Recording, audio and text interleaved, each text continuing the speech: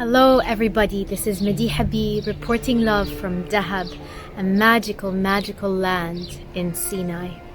And today I wanted to talk regarding grief. With everything that's going on in the world, a lot of people in the Arab collective are feeling the depths and the complexity of this emotion at really deep levels and quite collectively. It is a very human emotion. It is a very deep emotion. And for most of us, we never were taught or learned how to deal with such a deep and, let's say, paralyzing emotion.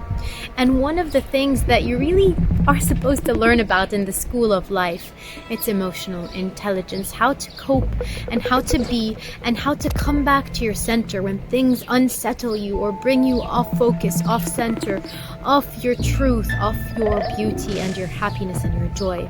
And while it's normal to go through these ups and downs, and of course when things that are difficult happen in life, we have to go through this initiation, we also need to know how to go beyond it. Because if there's one thing we cannot avoid in life, it's change. And one of the changes that will happen are things that happen that are not, the greatest things. Whether it's calamity, catastrophe, loss of someone we love, loss of whole nations. But how can we always come back to center? Because at the end of the day, if you are not at your center, you cannot serve, you cannot evolve, you cannot grow.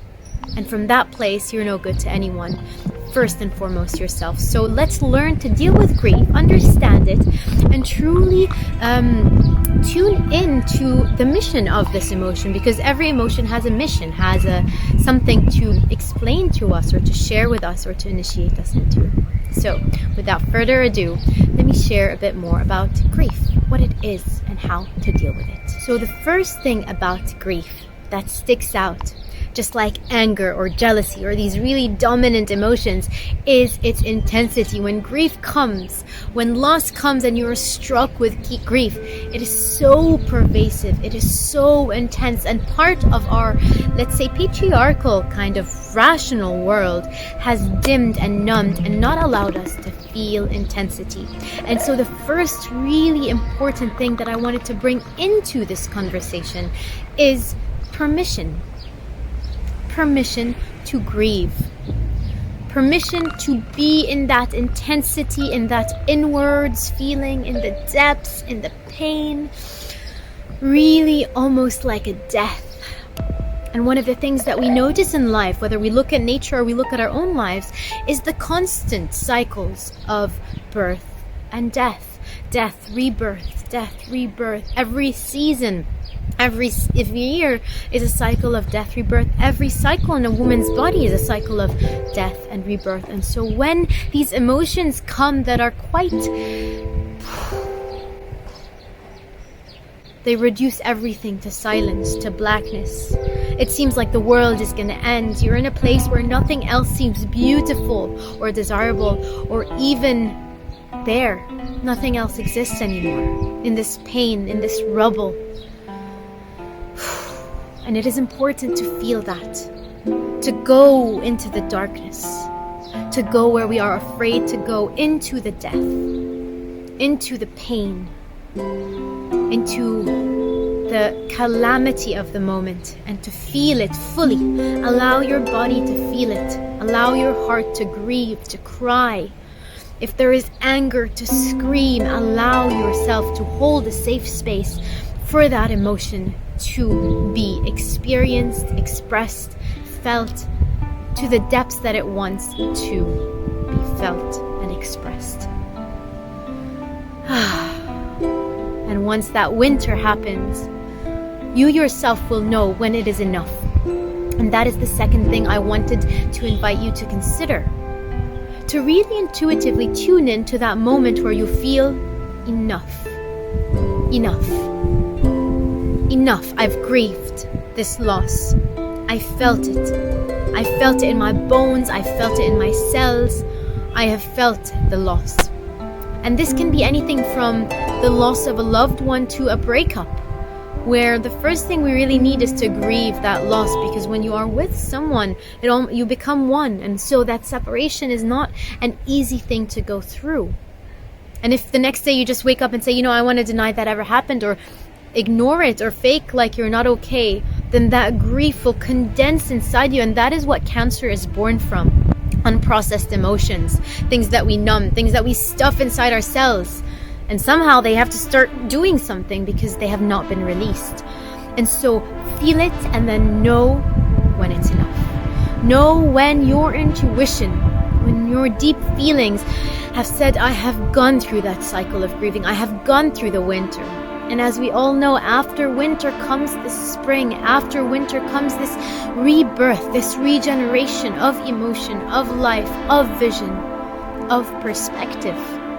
And what happens when you come out of the grieving and when you see it from a different place, you are no longer in the depths of that point in time and space that seems like nothing else exists, and you see almost the purpose of that disaster from a distance.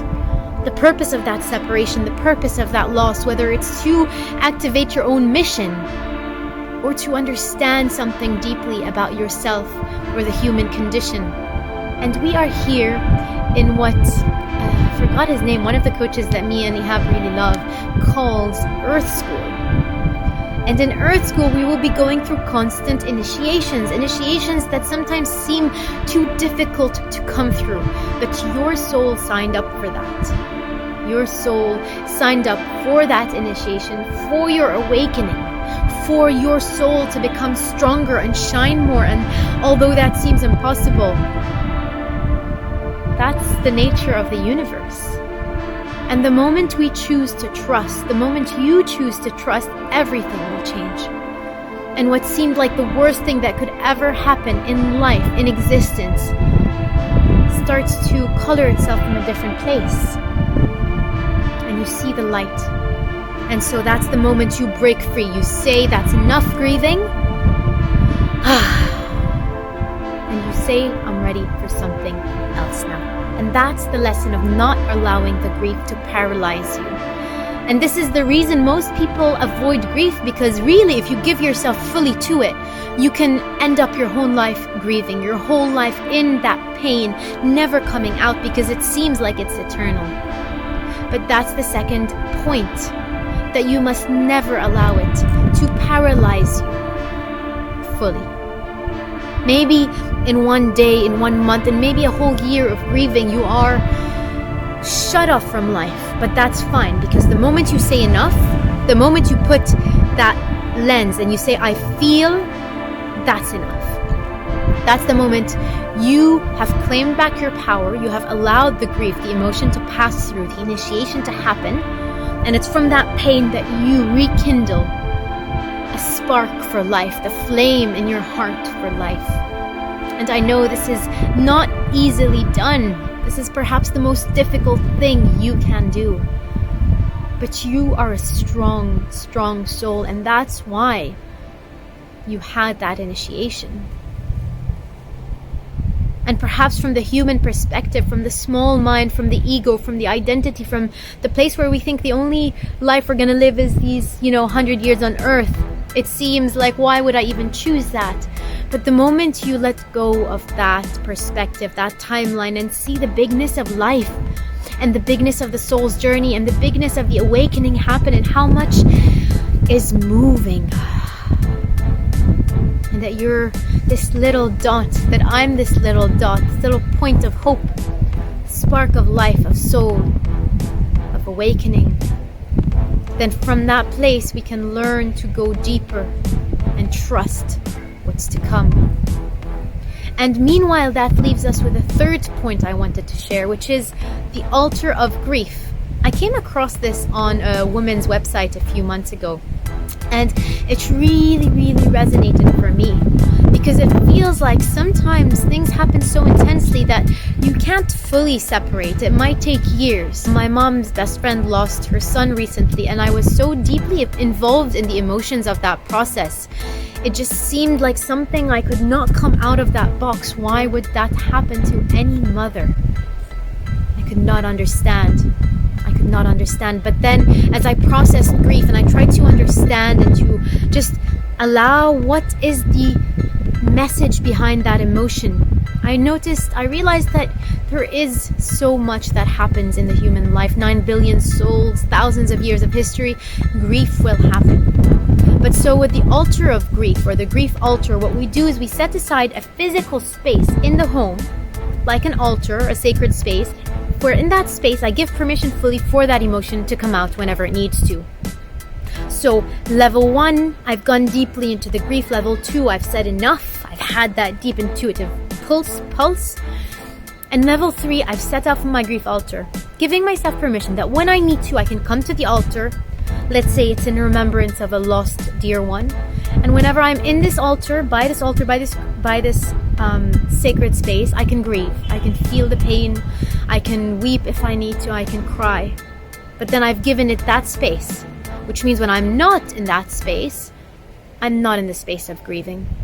Because that way I've separated. I've allowed the grief to operate where there is space for it in my life, and not to paralyze me as I move on through that process. And the biggest message I got from when I was thinking and feeling into this messaging of grief was that grief at the heart of it is love. Grief at the heart of it is a really deep expression of love. And so if even in the depths of the grief, you can focus on the love this grief is expressing, something will change.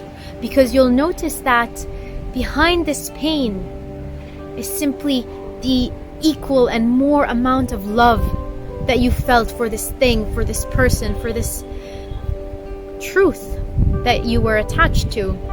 And so if you focus on the love, you'll also notice and remember that it can never be lost.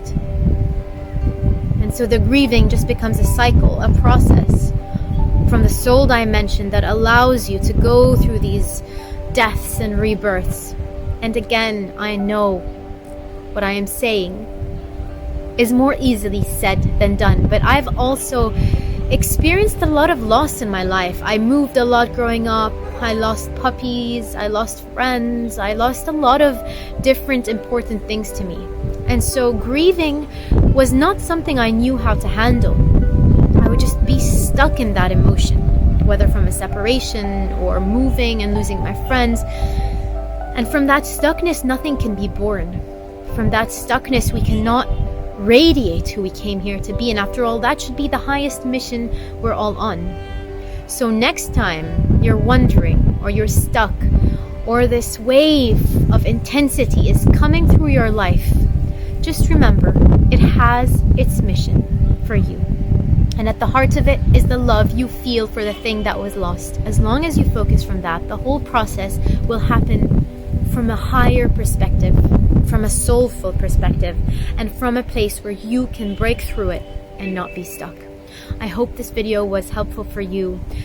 This has been a truly deep endeavor for me to go into, almost like a scientist or a researcher or an explorer, and I feel I've only tapped on the surface. So definitely more to come in the human lineage, in a human DNA, in the woman's lineage and DNA. There is so much with this emotion that has to be uncovered. So until then, I hope you enjoyed this video. Share it with your friends if you loved it, and don't forget to subscribe to my channel to watch my videos week after week. I send you so much love, and I'll see you again very soon.